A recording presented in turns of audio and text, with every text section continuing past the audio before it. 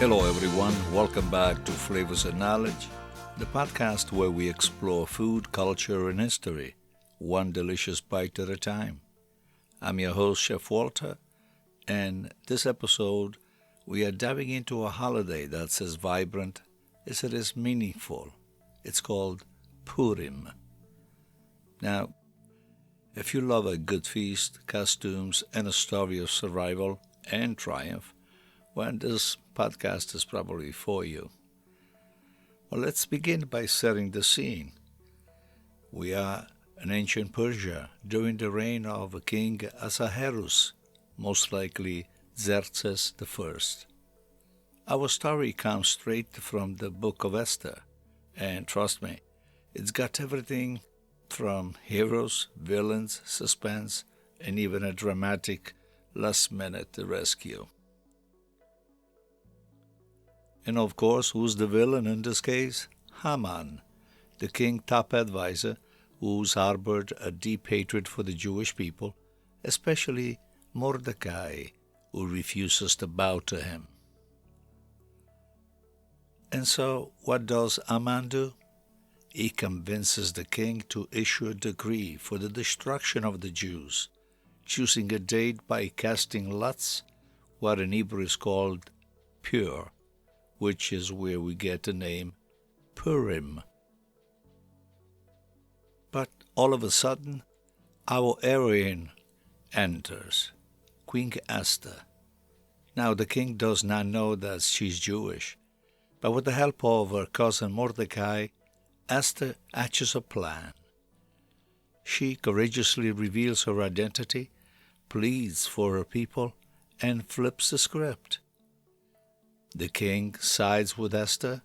Haman meets his fate on the very gallows he built for Mordecai, and the Jewish people are saved. Talk about poetic justice, huh?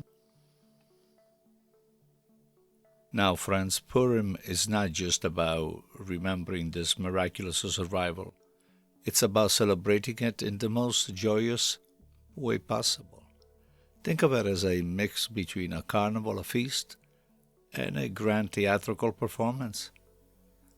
And what a celebration would be if there wasn't any food. So let's dive into some Purim traditions. First, we have the reading of the Megillah, the Book of Esther, twice during Purim.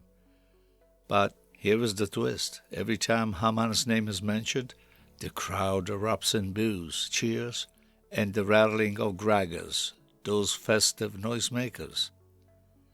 It's a bit like being at a lively theater show where the audience gets to participate. Then, of course, there is the costumes. People dress up as Queen Esther, Mordecai, or just about anything from superheroes to fairy tale characters. And why?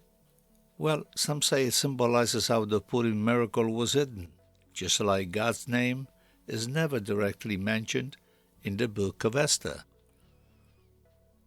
And of course the food. I forgot about that. The start of the Purim table is amantashen, delicious triangular pastries filled with poppy seeds, fruit preserves, and even chocolate. And the legend has it that the shape represents Haman's three-corner hat. And let's not forget the Purim feast. It's a time for gathering with family and friends over a meal filled with laughter and traditionally a bit of wine.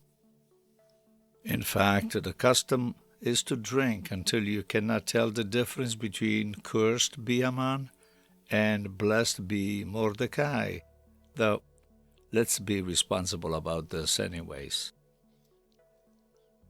Purim is also about generosity. Mishloach manot is the tradition of sending gifts basket of food to friends.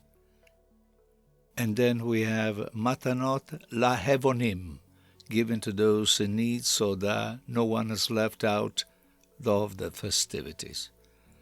And for you listeners, please forgive my Hebrew pronunciation. I'm terrible at that. For an extra dose of fun, many communities put on a Purim spiels, humorous, often satirical plays, retelling the story of Esther with plenty of jokes and laughter.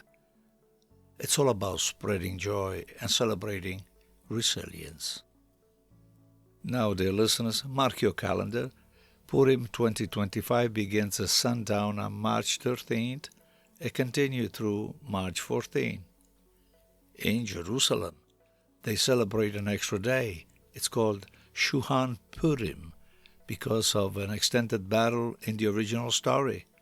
So, if you find yourself in the Holy City, expect the festivities to last just a little bit longer. Purim may be a Jewish holiday, but its themes are universal. It reminds us that courage can change the course of history, that standing up against injustice matters, and that sometimes the biggest miracles are hidden in plain sight. And of course, that food, family, and laughter are some of life's greatest joys. As we wrap up today's episode, I encourage you to try making a hamantashen, send a gift basket to a friend, or just take a moment to celebrate the victories, big or small, that have shaped your own life. After all, Purim is about finding light, even in the darkest moment. If you need a recipe for the hamantashen, contact us here at Flavors and Knowledge, and we'll provide a tested version for you, so that you can try it in your own kitchen with plenty of time.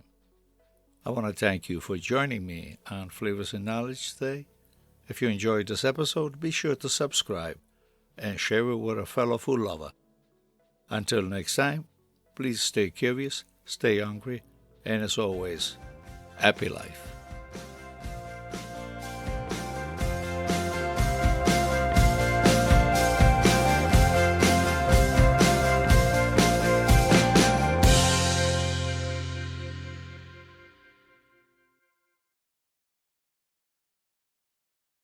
Experience the richness of Italy with Chef Walter's sustainable culinary tours, where food, wine, history, and culture come together in an unforgettable journey. Designed by the chef himself, these exclusive tours take travelers beyond the typical tourist path, offering authentic experiences in Italy's most celebrated regions. Savor locally sourced cuisine, taste world-class wines straight from the vineyards, and explore historic sites that tell the story of Italy's culinary heritage. With a focus on sustainability, Chef Walter has hand-picked partners who prioritize tradition, quality, and environmental responsibility. Join a tour that's more than just a trip. It's a deep dive into Italy's soul. Reserve your spot today and indulge in an extraordinary culinary adventure.